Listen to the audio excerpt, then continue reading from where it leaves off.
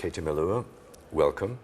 You've come a long way in just 4 years from your studies at the Brit School for Performing Arts to selling close to 8 million albums and being Britain's biggest selling female singer in the world. Still amazed?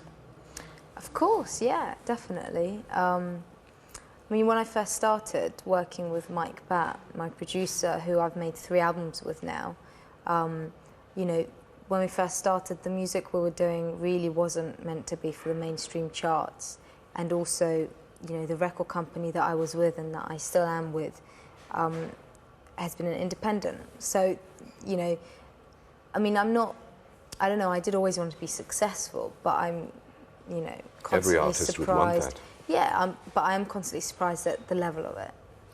Now, how do you cope with pressures? Because obviously, with the success you have, the pressures must be enormous, and you've just turned 23, an age we're still allowed to mention. How do you cope with those pressures at all? I think you have to not let the pressures get to you. I mean, I kind of ignore them completely because, frankly, you know, I started in the music industry not really expecting much, so I never felt like I had too much to lose. You know, the only thing that I would worry about losing would be music itself, and you know, you can't ever lose music because even if you don't have commercial success, you can still pick up a guitar and play it in your own room. So, you know, I don't know, I'm just eternally grateful for any success that I have, and I think also it's important not to get attached to it, and also understand that, you know, the music business is very up and down, and so you're gonna have high points, you're gonna have low points, but hopefully you're gonna have high points again. So it's important not to get too attached to, you know, constant #1s or just constant being flavor of the month. At the same time, you and also the people surrounding you have a rare reputation in the business of being at the same time very professional, but on the other hand also being very cooperative and very accessible. Does this sum up your attitude in a way? Yeah, it does kind of, because I don't really take any of the sort of,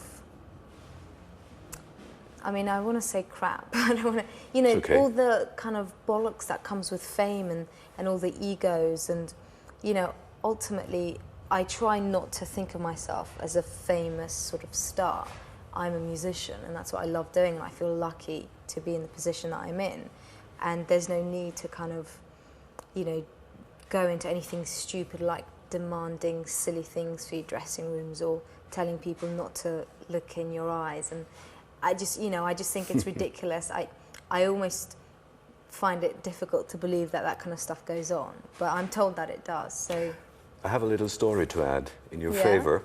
I was just talking to one of the drivers of the festival, and he said they came to pick you and the band up in the hotel. They brought a very nice limousine for you and the bus for the band. You ignored the limousine and went on the bus with the band. Yeah, I don't like to be segregated from the band. It's not very cool. So, now, before we talk about your new great album, Pictures, I would like to give our viewers a bit of a picture about your own background. Due to your father's work, you've had before, I think you were 21 already, 3 different passports, a Russian, a Georgian. I never had a Russian passport, no? a Georgian No. and an Okay. English passport. So we must correct the internet then. Oh no, is it wrong? Yes. No. Well, you were born in Georgia. Yes. Then a few years you spent in Moscow, back to Georgia, next stop Ireland at the age of around 8, I believe, and now London.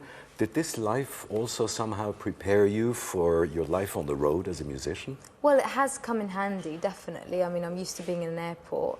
But, you know, the amount of travelling I've done in the last few years, that has been so much. I mean, that's usually probably lots of lifetimes that people get into travelling that much.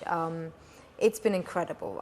I have enjoyed it. I always say that somewhere in my gene pool, I'm sure in the olden days there was gypsies, because I do love travelling and experiencing new places and discovering new cultures. Now, the word gypsy obviously would be in the context of your Eastern European background, which is has a very big tradition, a musical tradition, Eastern Europe, with the gypsy influence also, of course. Now, do you feel, having moved to the West, you're sort of carrying 2 hearts? A little bit. Musically and maybe sometimes. culturally?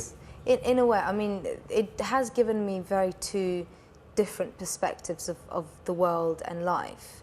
And, you know, I know, for example, I started, you know, making music because I was from Georgia, because literally everyone in Georgia sings or is some kind of an artist. But then if I hadn't moved to the West, to England, I know that I never would have had the opportunity to take that sort of, you can call it talent or just the desire to make music and make a job out of it. And that was I was only able to fulfill that by getting an education, having the same opportunities that a man would in society. And and just, I suppose, fulfilling my dreams. So I've gained a lot from both cultures and both places. Yet the influences musically seem to come more from the West than from the East. They do, to, I think, people who don't know Georgian folk music. I mean, Georgian people always tell me they can hear a little bit of Georgia in the way I sing. I mean, of course, you know, I sing, sometimes I cover American blues songs, so, you know, I don't really, on the surface, it doesn't sound like I'm doing anything Georgian, but I think the way that I sing does take some influence from Georgian folk music, especially the way I improvise and the type of kind of emotions and feelings that you put into songs. You mentioned in an interview you are obviously visiting your home country from time to time or almost every year, that people around you have observed you being like two different people, one person in Georgia and one person in Great Britain or in the West. Would you describe those two people? Well, to be honest, it's actually a little bit of a language thing. The Georgian language is it's quite forceful and very sort of guttural, and the dynamics are very kind of high and low and intense. So when I talk in Georgian, I'm much more animated than when I talk in